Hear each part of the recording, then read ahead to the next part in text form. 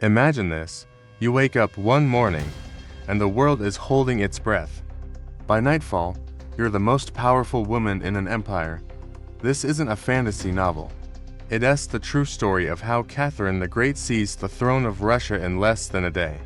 Our story begins in the summer of 1762. Russia is a powder keg. The new emperor, Peter III, has been on the throne for just 6 months, and he's already managed to make enemies of pretty much everyone who matters.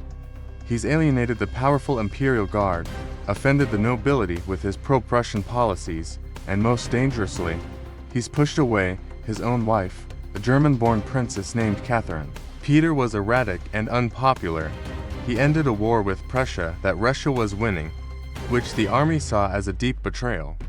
He tried to force the military to wear Prussian-style uniforms and even planned to replace the traditional Orthodox Church rituals with Lutheran ones. The Russian court was buzzing with discontent. Whispers turned to plots, and at the center of it all was the ambitious and intelligent Catherine. She knew her husband's grip on power was weak, and more importantly, she knew he saw her as a threat. The tension finally snapped on the night of June 27th. A rumor started flying around Saint Petersburg that one of the key conspirators in a plot to support Catherine had been arrested. This was the trigger. Catherine's allies knew they had to act immediately, or Peter would crush them all. One of those allies was Alexei Orlov, a charismatic and ruthless officer in the Imperial Guard. He knew waiting was a death sentence. In the dead of night, Orlov rushed to the Peterhof Palace, where Catherine was staying. He woke her up with the chilling words, "It is time to get up. All is ready to proclaim you empress." Think about that moment. No time for fear. No time for hesitation. Catherine dressed quickly and slipped out of the palace, leaving her sleeping husband behind. She got into a carriage with Orlov and raced toward the capital, St. Petersburg. Their destination, the barracks of the Ismailovsky Regiment. As dawn broke on June 28th, Catherine arrived. The soldiers, already stirred up by Orlov and his fellow officers, were waiting. When they saw her, they erupted in cheers, swearing their allegiance on the spot. It was the first domino to fall. News of the Ismailovsky Regiment's support spread like wildfire through the city. From there, Catherine, escorted by her newly loyal guards, went to the barracks of the Semyonovsky Regiment. They too declared for her without a second thought. Then came the elite Preobrazhensky Regiment, the most prestigious guard unit. They also joined her cause. Within hours, Catherine had the loyalty of the most powerful military forces in the capital. But Catherine wasn't just a passive figurehead. She made a brilliant move. She borrowed the uniform of a Preobrazhensky officer and mounted a horse to lead her troops herself. Picture it, the future empress, dressed as a soldier, riding at the head of an army through the streets of her capital.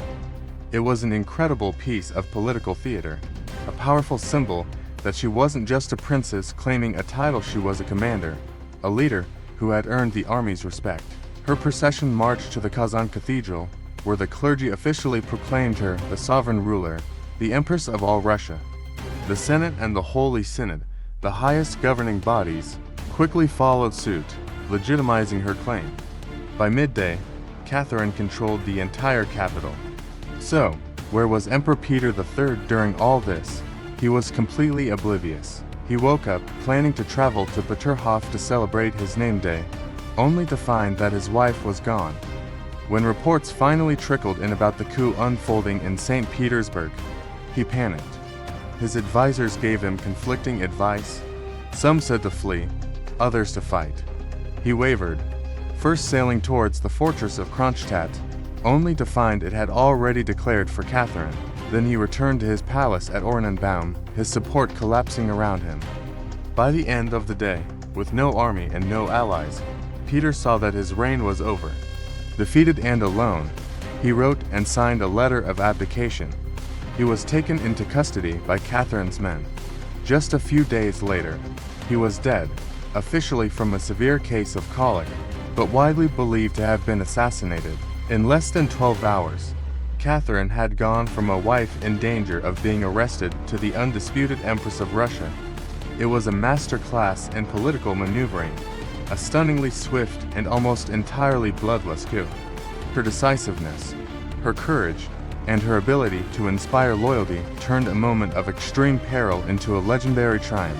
This single day set the stage for a 34-year reign that would transform Russia into a global power and earn her the title she is known by today, Catherine the Great. Thanks for watching. If you enjoyed this dive into history, don't forget to like this video and subscribe for more stories of power, plotting, and epic historical moments. See you next time.